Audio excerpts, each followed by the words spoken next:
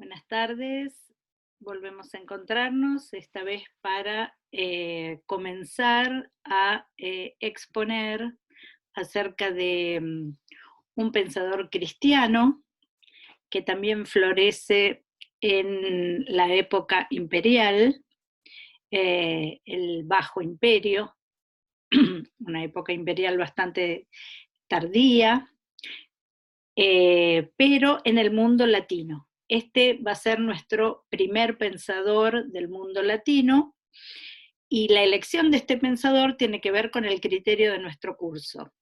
El encuentro entre las escuelas filosóficas y un pensador de la cultura del libro. En este caso, a partir de la exposición de este autor llamado Mario Victorino, vamos a empezar a hacer la historia de un encuentro que tendrá una larga trayectoria, que será el encuentro entre el platonismo y el cristianismo en el mundo latino. Se trata de Mario Victorino, un autor que nace a finales del siglo III y que tiene su desarrollo en la primera mitad del siglo IV. El contexto en que aparece Mario Victorino es el norte de África, es un pensador norafricano. Ustedes saben que el norte de África, que es de donde venimos, porque lo que hemos visto hasta ahora son autores alejandrinos, tiene dos partes bien diferenciadas.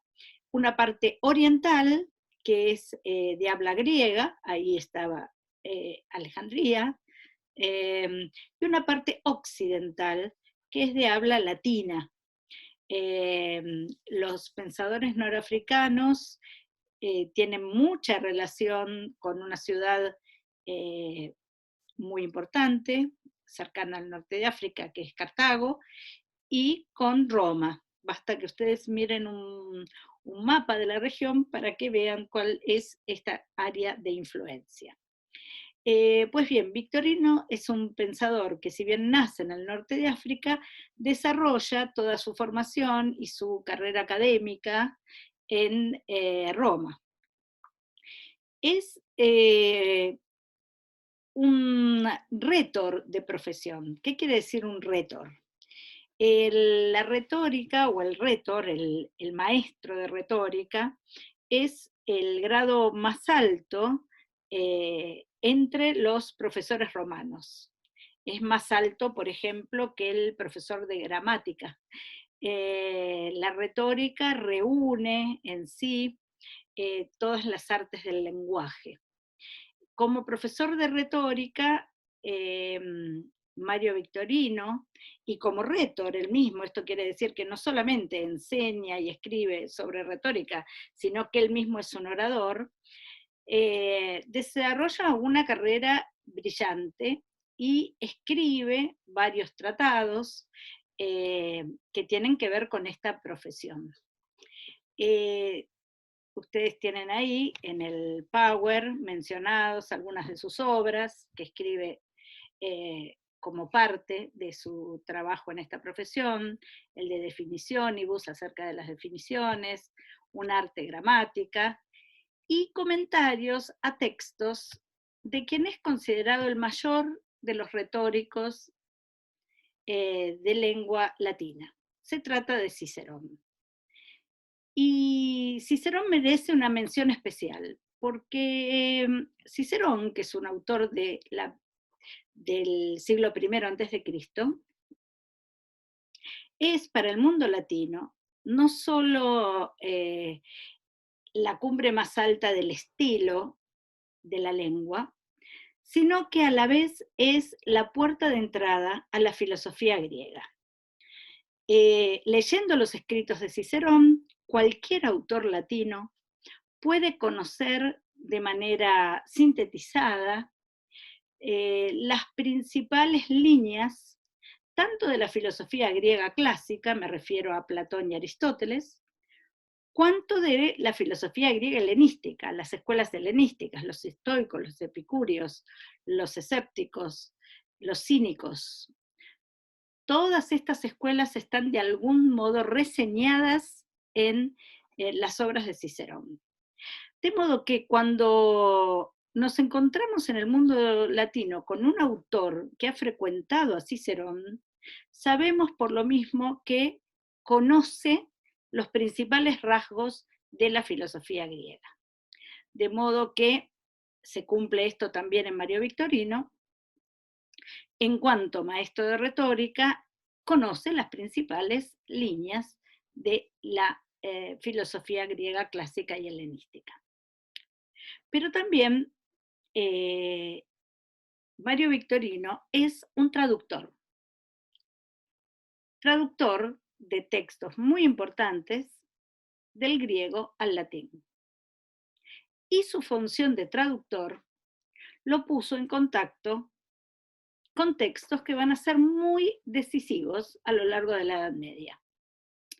En primer lugar, los dos textos que la Edad Media latina conoció de Aristóteles. Se trata de dos obras lógicas de Aristóteles, las Categorías y el Perigermeneias. Mario Victorino traduce del griego al latín estas dos importantísimas obras de Aristóteles, que serán la base por muchos siglos de la lógica en la Edad Media. Las Categorías deja en latín su nombre griego. El Perigermeneias, en cambio, cambia su título por el de Interpretatione, que es la versión latina de ese título griego, Perigermeneias. Traduce también la obra de un pensador al cual le lleva muy pocos años, que es Porfirio.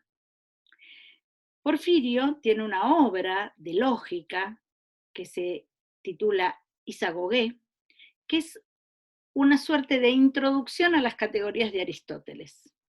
De modo que este texto de lógica, que vamos a retomar a lo largo del curso, también se debe para el mundo latino a la traducción de Mario Victorino. Pero sin duda lo que más nos interesa en el contexto de lo que estamos haciendo es la influencia que tienen en Mario Victorino las obras que proceden de una escuela particular. Esa es la escuela platónica. En una fase en la que se encuentra desde hace poco tiempo, que es la que la historiografía conoce como la fase neoplatónica. Hicimos alusión en clases anteriores que entre un primer platonismo que está representado por la Academia Antigua y la Academia Nueva, un periodo medio que precisamente se llama platonismo medio, y un periodo escéptico, hay, en distinto orden, primero el periodo escéptico, luego el periodo que se llama platonismo medio. A partir del siglo III hay un fenómeno que comienza en Alejandría y se continúa en Roma, que la historiografía ha denominado neoplatonismo, es decir, una etapa nueva de platonismo.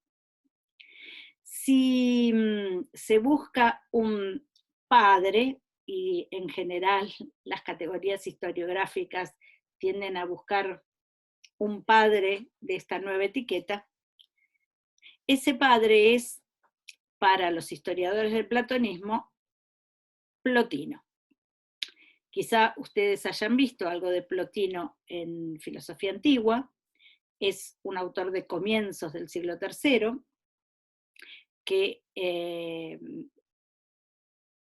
tiene una obra muy importante compilada por su discípulo principal, que es Porfirio. Esa obra se titula Eneadas. No voy aquí a historiar eh, cómo fue la génesis de esa obra de Plotino, cómo es que la compiló Porfirio, etcétera, porque excedería los límites de lo que quiero presentar en esta clase. Pero esta obra, las Eneadas de Plotino, se consideran la base fundacional de esta etapa del platonismo llamada neoplatonismo. Pues bien, todo hace suponer que Mario Victorino tradujo esta obra de Plotino del griego al latín. ¿Por qué digo hago suponer? Bueno, hay indicios que ahora vamos a saber cuáles son, y sin embargo esa traducción no se conservó. Pero no es la única obra de el neoplatonismo que habría conocido Mario Victorino. Conoció otras obras de Porfirio, que es el discípulo principal de Plotino, y entre ellas parece haber conocido un comentario, que hoy está perdido en su mayor parte, de Porfirio al Parménides de Platón, que habría sido muy influyente en su propia obra. Pues bien, todo este recorrido de formación, de ejercicio de la profesión de retórico y de traductor de Mario Victorino, se da en un contexto de paganismo. Mario Victorino es un pensador pagano, que en un determinado momento, se cree que 10 años antes de su muerte, es decir, en su vejez, se convierte al cristianismo.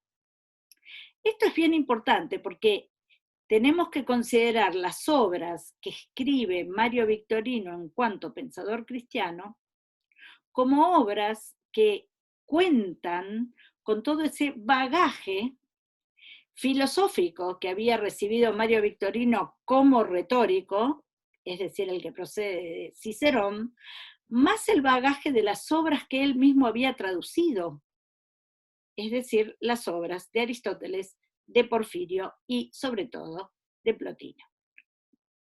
Con todo eso, se convierte al cristianismo y al convertirse tiene un objetivo fundamental: escribir contra una herejía que en este momento es muy definitiva y muy gravitante, que es la herejía arriana. De este modo, los textos de Victorino como pensador cristiano serán textos ligados a la apología de la ortodoxia cristiana. Son textos apologéticos acerca de dos puntos fundamentales del dogma cristiano. Uno es la encarnación, y otro, y este es el más gravitante en la obra de Victorino, es el tema de la Trinidad, tema principal de discusión con los arrianos. Ahora bien, seguramente muchos de ustedes reciben la noticia de este pensador, Mario Victorino, por primera vez. Es la primera vez que escuchan hablar de él. Pues bien, tampoco fue un pensador demasiado conocido, ni demasiado leído durante la Edad Media y mucho menos con posterioridad.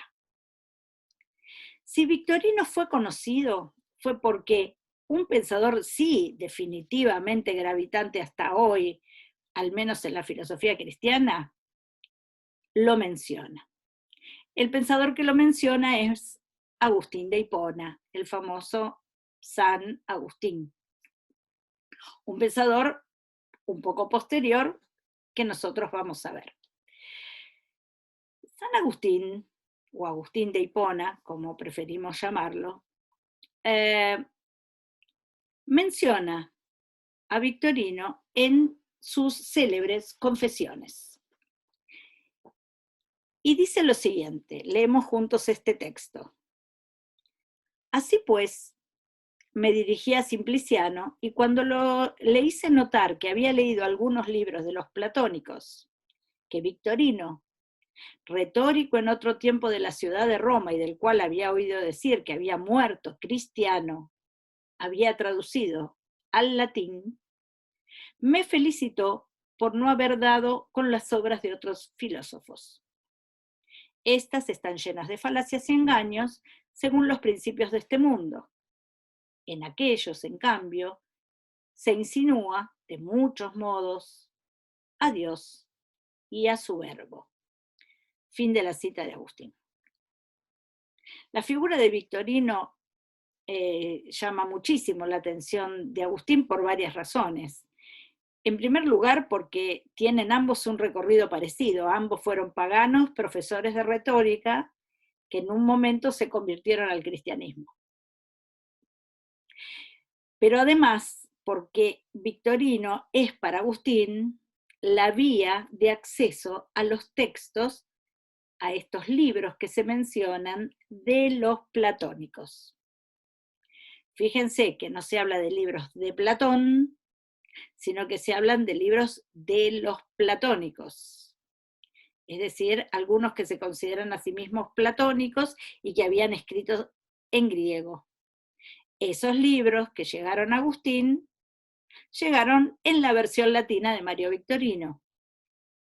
Pero además, aprovechamos para hacer notar una valoración que hay aquí del platonismo por parte de Agustín, porque esa valoración del platonismo que hace Agustín es muy similar a la que había hecho Mario Victorino, y por eso la refiere. El platonismo no es una filosofía entre otras, sino que es una filosofía en la cual un cristiano puede ver reflejado alguno de sus conceptos fundamentales. Y los que menciona Agustín son nada menos que Dios y su verbo. Retengan esto, lo que aquí se llama verbo es lo que hemos visto en las clases anteriores como logos. Esa noción de logos griego es traducida al latín por la palabra verbum y se refiere a esa segunda persona de la Trinidad, el Hijo. Cuando se habla de Dios y su verbo, se hace referencia a Dios Padre y el Logos, es decir, el Hijo, el verbo.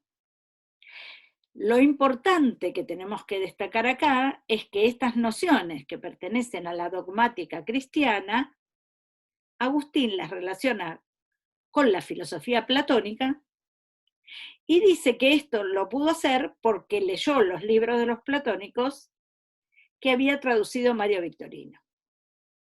De modo que ya podemos anticipar que también en Victorino se encuentra esta relación.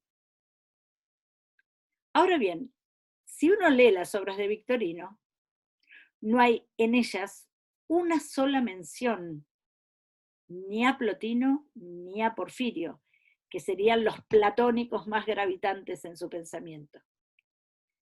Sin embargo, hay pistas, hay elementos que nos permiten sostener la presencia del pensamiento de estos neoplatónicos en la propia obra de Victorino.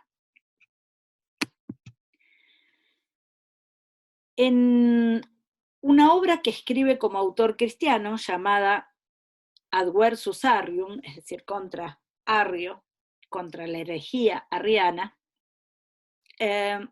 aparece esta frase: lo uno es todas las cosas y ni una sola, pues el principio de todas las cosas no es todas las cosas, pero es todas ellas de algún modo.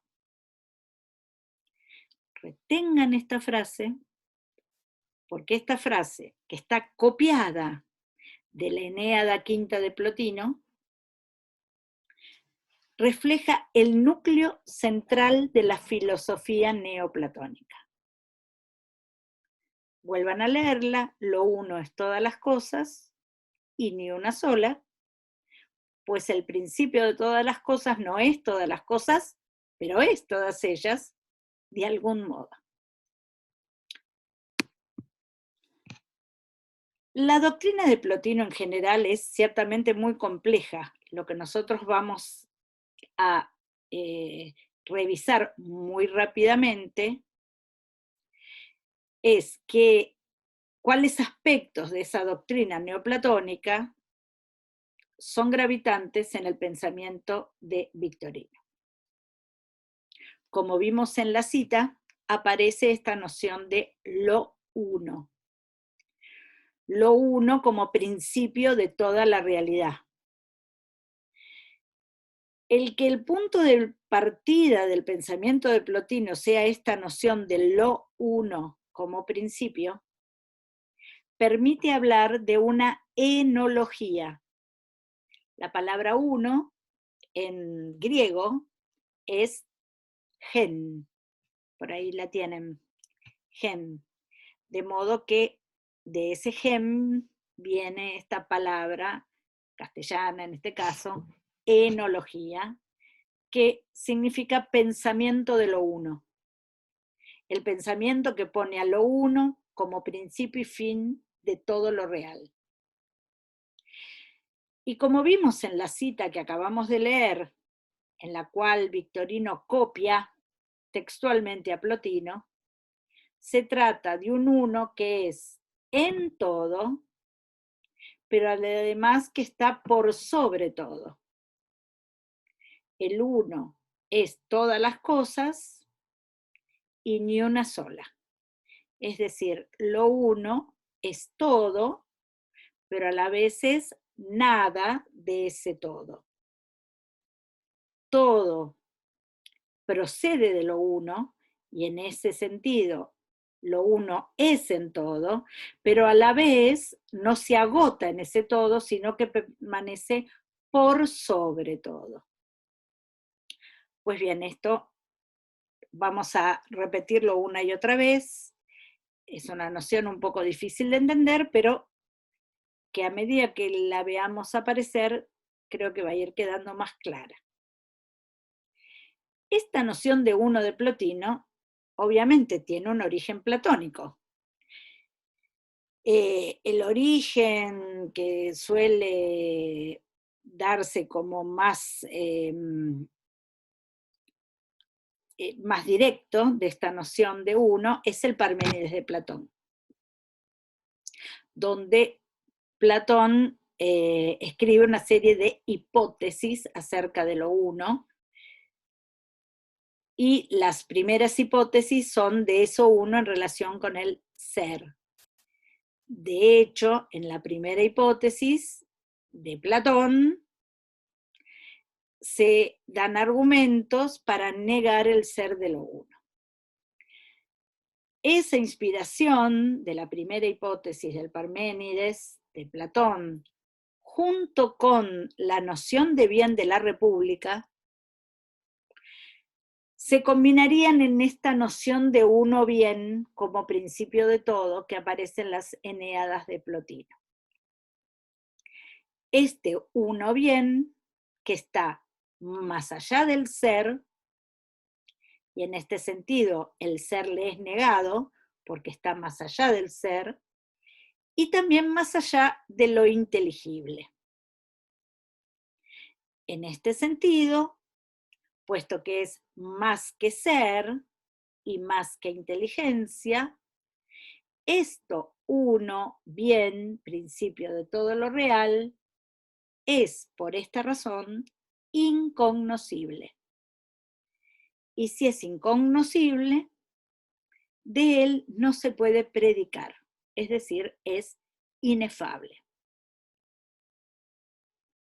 Recordarán que cuando vimos el texto de Clemente de Alejandría, vimos aparecer estos rasgos que denominamos vía negativa, basados en algunos otros textos de Platón. Pues bien, la vía negativa ahora para la doctrina neoplatónica es fundamental. Hay un definitivo apofatismo acerca de este principio, que es lo uno bien, es decir, que no hay posibilidad de predicar acerca de él con precisión. Entonces, conviene más decir que está más allá del ser, y en este sentido decir que es no ser, que decir que es ser, puesto que el ser procede de él. Entonces, el principio tiene que estar por sobre aquello de lo cual es principio.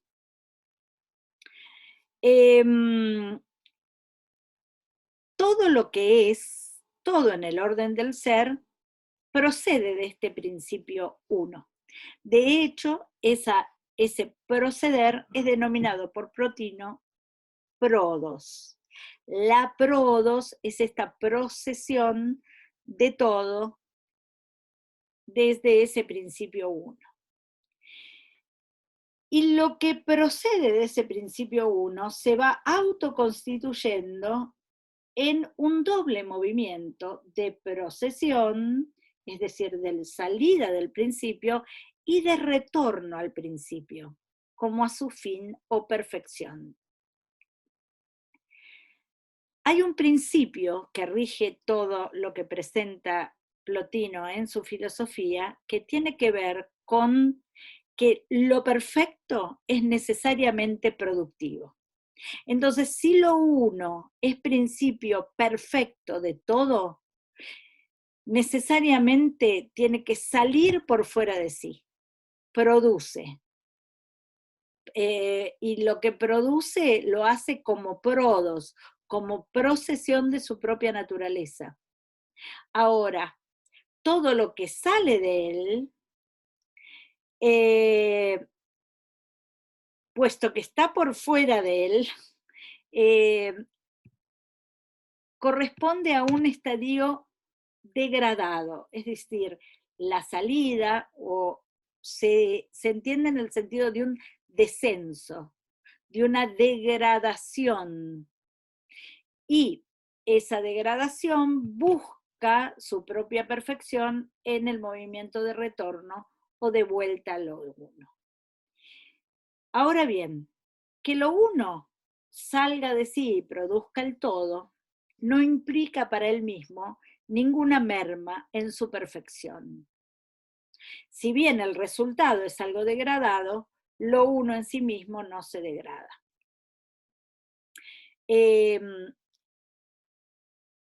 Lo primero que procede a partir de lo uno es, y por un proceso bastante complejo que acá no vamos a exponer, es lo que Plotino llama la segunda hipóstasis, que es la inteligencia. La inteligencia se aparece cuando lo uno sale de sí y vuelve hacia sí contemplativamente. Este salir de sí para volver a sí implica la aparición de lo que llamamos, y llama Plotino, la multiplicidad o alteridad.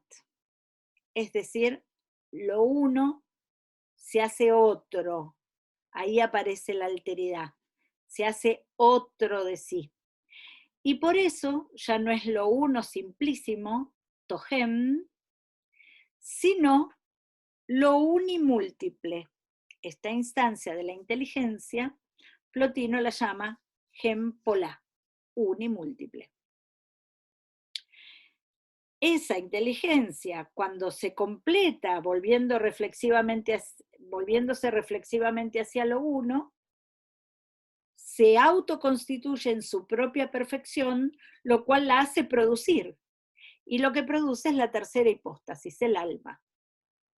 En el alma hay todavía más multiplicidad, por tanto más alteridad, y Plotino llama a esta instancia gencaipola, es decir, lo uno y múltiple. todavía es unidad, pero hay ahí mayor multiplicidad.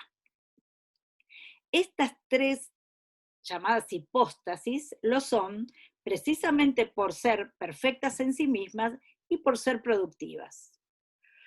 Lo que viene a partir del alma ya es el cosmos sensible, que no produce ya nada por debajo de sí, sino que solo tiene el movimiento de conversión o de retorno hacia su principio.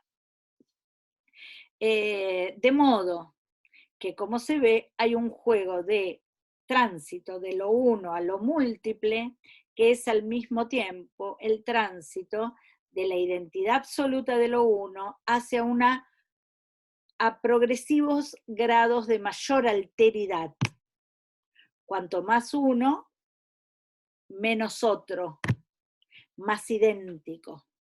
Lo uno es aquello que es por completo sin alteridad, mientras que la inteligencia es donde aparece el primer grado de alteridad, y ese primer grado de alteridad o multiplicidad se va haciendo cada vez mayor hasta llegar al cosmos sensible. El retorno es siempre un retorno contemplativo hacia lo superior, y esto se da en el ámbito del cosmos sensible, fundamentalmente al interior del alma humana. Este es un elemento bien platónico. Recordarán que el alma humana es lo que se encuentra en lo sensible, pero es lo que es afín a las ideas, es decir, afín a lo eterno, a lo inteligible. Y en este universo plotiniano, el alma humana tiene en sí las tres hipóstasis, de modo que ese proceso de conversión hacia lo uno es un proceso que es posible de llevarse a cabo en el interior del alma del hombre. Por eso es muy frecuente, esto es bastante discutido por los autores especialistas en Plotino, pero es muy frecuente hablar de la mística plotiniana, es decir, hay toda una propuesta de Plotino de ejercicio espiritual para ascender desde la propia alma hacia la contemplación de lo uno mismo. Pues bien, todos estos elementos que revisamos muy rápidamente son los que nos interesa rescatar para empezar a comprender qué es el neoplatonismo cristiano latino, que tiene su primera versión en este autor, en Mario Victorino. Y de todo este conjunto vamos a hacer hincapié en la noción de uno y la noción de inteligencia, es decir, en las dos primeras hipóstasis. ¿Por qué?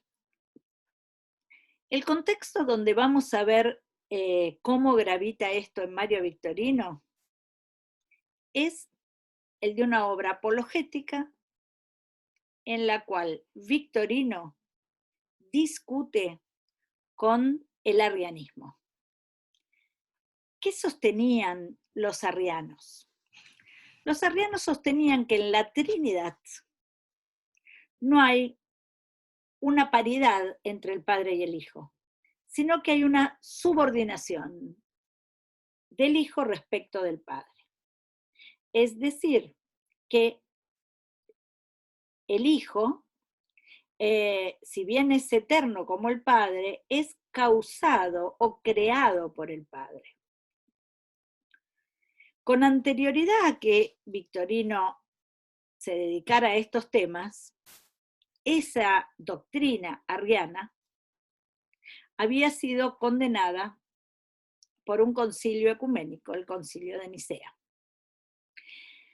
En ese concilio se estableció que el Hijo, la segunda persona de la Trinidad, era engendrado, no creado por el Padre. Y fíjense por qué. En el engendramiento hay una relación de paridad el engendrante es engendrante por el engendrado, y el engendrado se llama a sí mismo engendrado por el engendrante. Es decir, no hay uno sobre el otro, sino que los dos se suponen mutuamente.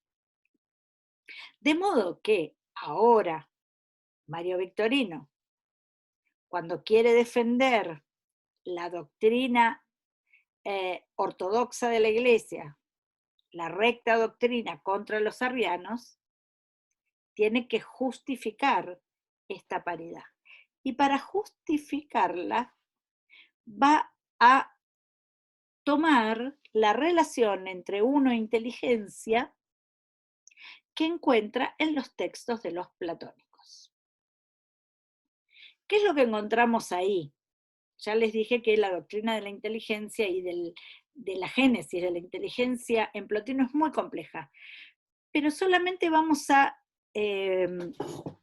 dar cuenta de algunos elementos que son los que vamos a ver gravitando en la obra de Victorino. En primer lugar, en el nivel de la inteligencia, Plotino coloca lo que lee en Aristóteles como pensamiento del pensamiento. Es decir, la inteligencia que se intelige a sí misma. Esta noción aristotélica de la metafísica, del libro 12 de la metafísica de Aristóteles, pensamiento del pensamiento como actividad propia del primer motor inmóvil, es retomada por Plotino, solo que la crítica a Aristóteles reside en que esto no puede ser primero, porque decir pensamiento del pensamiento implica una dualidad, el que piensa y lo pensado, mientras que a toda dualidad debe precederla una unidad que esté por encima, una unidad que no sea ni inteligencia ni inteligible.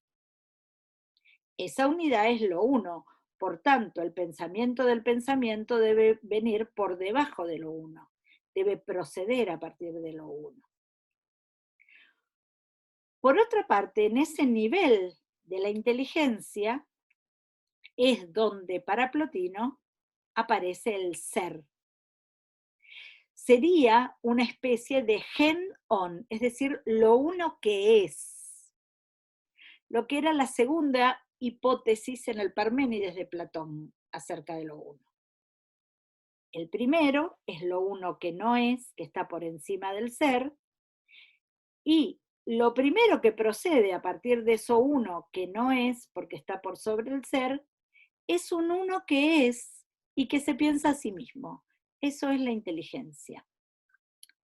El objeto de la intelección de esta inteligencia, o nous, así la llama Plotino, son las ideas o formas platónicas. En este ámbito de las ideas o formas platónicas como objeto de la intelección, se da la tríada: ser, vivir y entender. Ahí recién hay ser, hay inteligencia y hay viviente en sentido perfecto. Este esquema de Plotino es retomado por Porfirio. ¿Y por qué lo traigo aquí? Porque esta lectura de Porfirio va a ser especialmente gravitante en Victorino. La metafísica de Porfirio, y sobre todo la que pudo haber leído Mario Victorino en el comentario de Porfirio al Parménides de Platón, reúne las dos primeras hipóstasis de Plotino en una única realidad. Para Porfirio, de lo uno se puede predicar tanto el no ser, porque es principio del ser, como el ser. ¿Por qué? Porque el nous es indisolublemente unido a lo uno. Por eso, dice Porfirio, en algún sentido lo uno no es y lo uno es, porque no hay uno sin inteligencia. La inteligencia procede necesariamente de lo uno, de modo que ambos deben ser considerados de manera conjunta. Pues bien, si esto está comprendido, vamos a hacer una segunda parte en la que leamos juntos algunos pasajes de un texto de Mario Victorino donde todo esto se nos aparece bastante evidente.